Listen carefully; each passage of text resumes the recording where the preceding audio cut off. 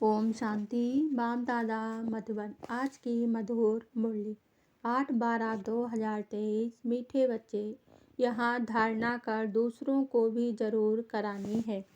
पास होने के लिए माँ बाप समान बनना है। जो सुनते हो वह सुनाना भी है। प्रश्न: बच्चों में कौन सी शुभ कामना उत्पन्न होना भी अच्छे पुरुषार्थ की निशानी है? उत्तर: बच्चों में यदि यह शुभ कामना रहती कि हम माता पिता को फॉलो कर गद्दी पर बैठेंगे तो यह भी बहुत अच्छी हिम्मत है।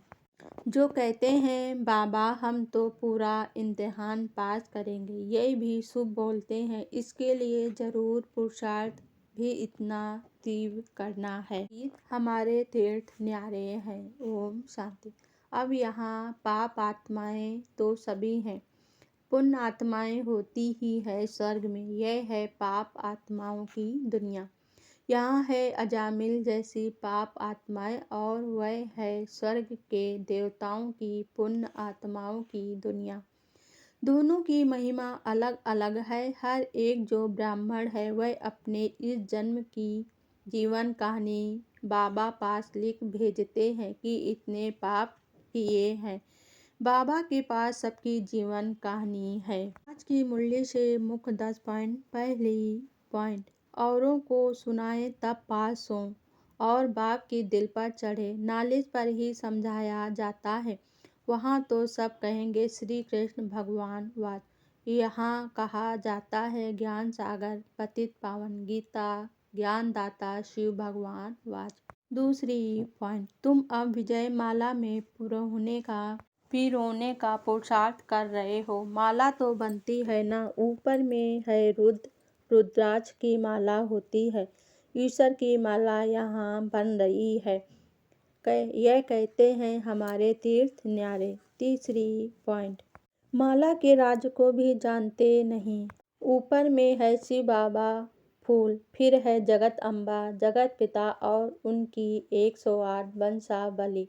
बाबा ने देखा है बहुत बड़ी माला होती है, फिर सभी उसको खींचते हैं, राम राम कहते हैं, लक्ष्य कुछ नहीं।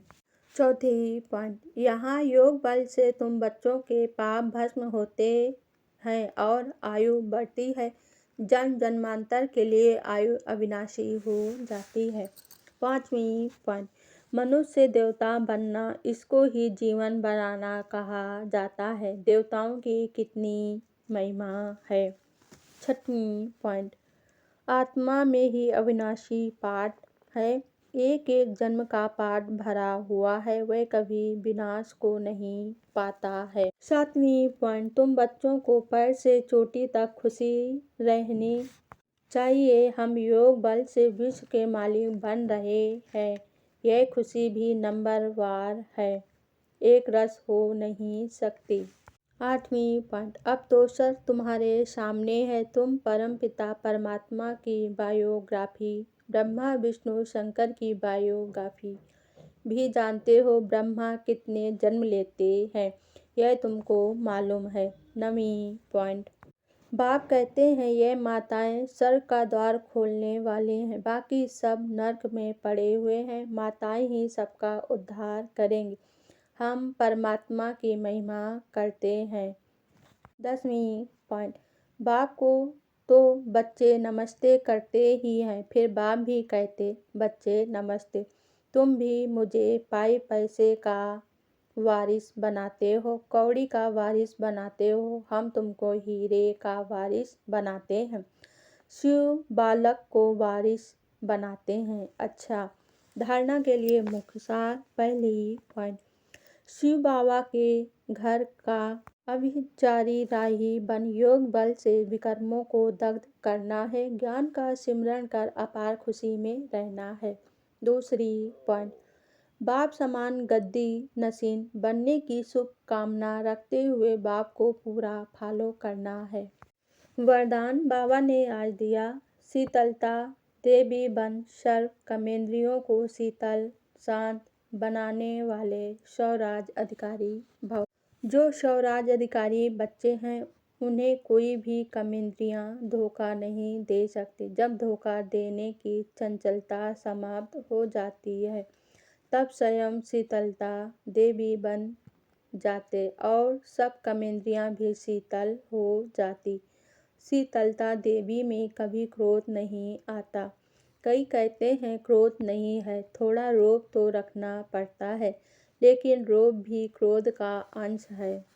तो जहाँ अंश है वहाँ वंश पैदा हो जाता है। तो शीतलता देवी और शीतल देव हो, इसलिए स्वप्न में भी क्रोध व रोग का संस्कार इमर्ज न हो।